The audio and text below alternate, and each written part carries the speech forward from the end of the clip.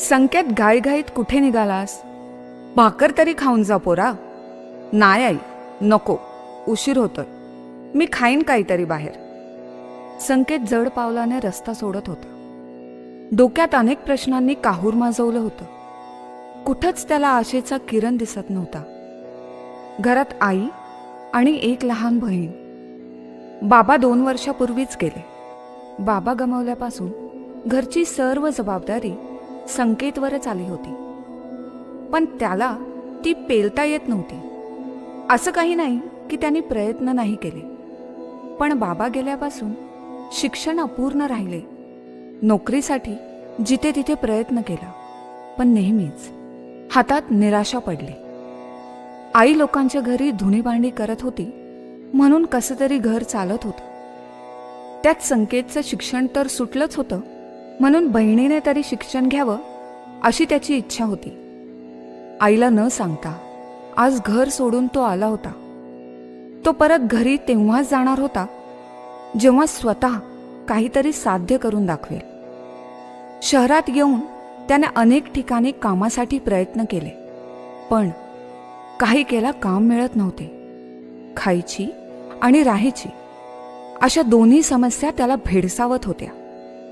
रोज रात्री फुटपाथवर झोपून दिवस ढकलला तर जात होता, पण रोज एक वडापाव आणि पाणी, बस, यापेक्षा अधिक त्याच्या पोटात काहीच जात नव्हतं.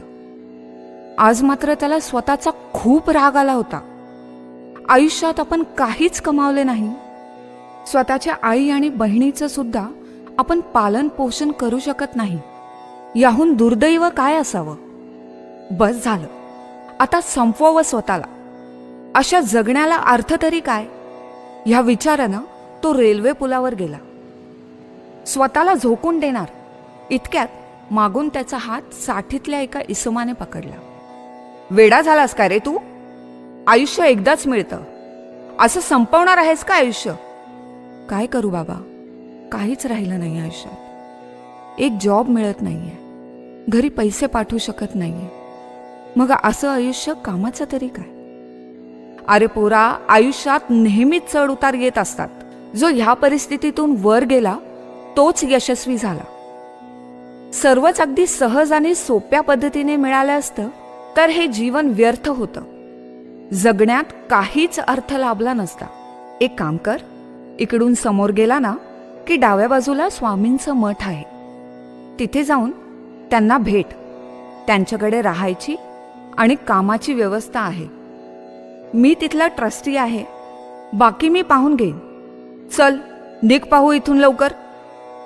आता परत मनात असा कधीच विचार आणू नकोस, आणि विचार जर आलाच तर शांतपणे डोळे बंद कर आणि तुझ्या आई आणि बहिणीचा चेहरा समोर आण. जर असं काही केलंस तर ते कुणाच्या भरोशावर आयुष्य काढतील? त्या वयोवृद्ध बाबांनी समजावल्यावर संकेतच्या आयुष्याला एक वेगळीच कलाटणी मिळाली होती. त्या मठात जाऊन तिथले काम त्याने स्वीकारले. तिथे काम करण्यासाठी त्याला चांगले पैसे, जेवण आणि राहणे मिळत होते. स्वामींच्या मठात काम करत असताना असे वाटत होतं जणू तो स्वतःच्याच घरी राहत आहे. स्वर्गाहून सुंदर ही जागा नेहमीच एका वेगळ्या प्रकारची ऊर्जा देते. स्वामींचं ते तेज, रोज होणारा श्री स्वामी समर्थांचा गजर, त्यात काही महिने कसे गेले कळलं सुद्धा नाही. एक दिवस संकेतने तलाठी पदासाठी अर्ज केला आणि त्याचं नशीब उघडलं. त्याने लेखी आणि मुलाखती दोन्हीमध्ये चांगली कामगिरी करत तलाठी परीक्षा पास केली. तो खूप खुश होता. अखेर त्याच्या प्रयत्नांना कुठेतरी यश आलं होतं. स्वामींचे मुखी नाव असेल तर आपण काहीही करू शकतो, हे त्याने आज अनुभवलं होतं. त्याला कुणीतरी सांगितलं की आपले ट्रस्टी सुद्धा आज आले आहेत मठात. त्यांच्यामुळेच खरं तर हे शक्य झालं होतं. नाहीतर आज माझा जीव मी गमावून बसलो होतो. तो लगबगीने त्यांना भेटायला गेला. पुजारींना विचारलं, ट्रस्टी कुठे आहेत? ह्या काय, मॅडम उभ्या आहेत, ह्याच आपल्या ट्रस्टी आहेत. नाही, असं कसं शक्य होईल?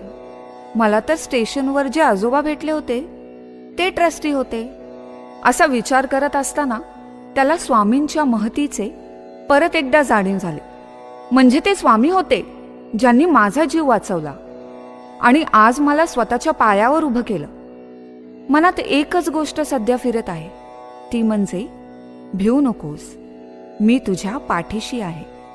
मित्रांनो, आपण सर्वच स्वामींचे भक्त आहोत, पण कधी कधी असं काही गोष्टी घडत असतात ज्यांचा आपल्या डोळ्यांवर जरी पाहून विश्वास बसत नसेल तरी त्या आपल्याला मान्य कराव्याच लागतात. तुम्हाला सुद्धा स्वामींचा असा अनुभव आला आहे का? आम्हाला नक्की कळवा.